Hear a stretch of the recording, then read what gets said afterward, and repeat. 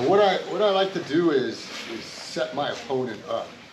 I don't just go for it. I put things out there that makes him go for the submission that I want him to try and go for.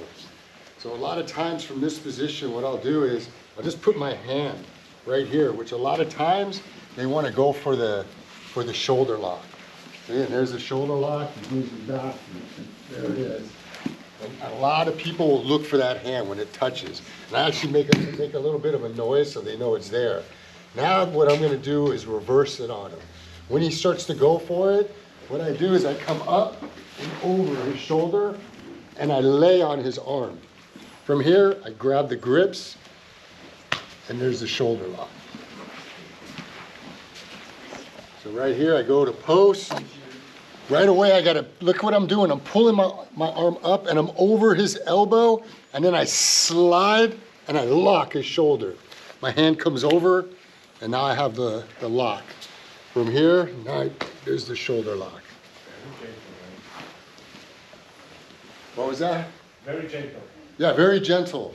Yes. Right here. Look, it's all timing. I'm coming up over and I'm pinning the shoulder.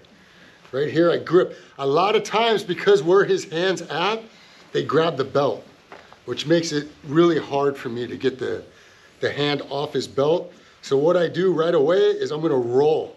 I'm just gonna bring him with me. I'm gonna roll over, bring him here, and then I bring the hand off. And there's the finish.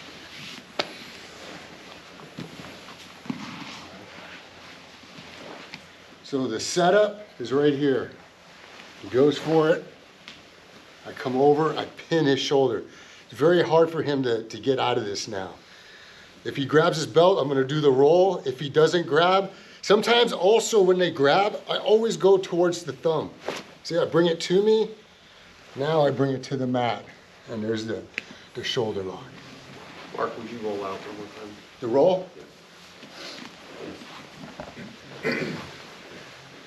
Good, right here, he locks on. What I'm gonna do is roll over this shoulder.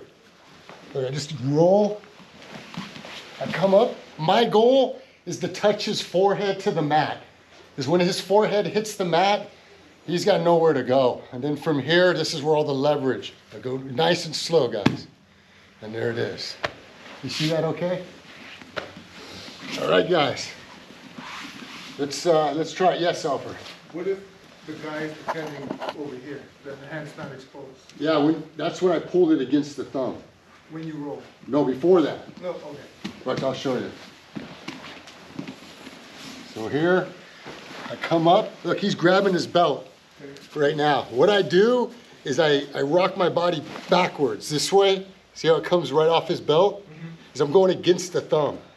It's hard, when I'm going against 4 fingers, it's very hard for me to do it. But because his thumb's right here, it makes it easy for it to come off. And then there's the shoulder lock. Mark, so there's like a timing, right? What's that window of time where it's... As soon as he starts to come up with this arm. So look, he's here. Right when he goes, that's it right there. Because if you wait any longer... If you wait longer, he's gonna grab it. And right from here, you have to slide down. See how I slide over his shoulder? Now I lock it, and now I have the lock on his forearm. Yes, sir. Jay's chicken wing is broken now. Sorry, Professor J. All good. All good. At that point, you have to worry about the half guard legs anymore. You can let that up. Okay. Look, most of the time when someone's holding me in half guard, they want to keep me there. They don't let go of it. So they allow me to do what I want to do. If for some reason they don't let go, they just hold on. And that allows me to roll, and he's stuck to me. You know, we always talk about if you cross your ankles, you commit your hips. There's a perfect example. Should be moving, but we hang on. So as long as my legs are crossed around him, I'm doing half the work for him. He doesn't have to worry about managing my hips because I'm holding on. Exactly. All right, guys, you good? Good. All right, 1, 2, 3.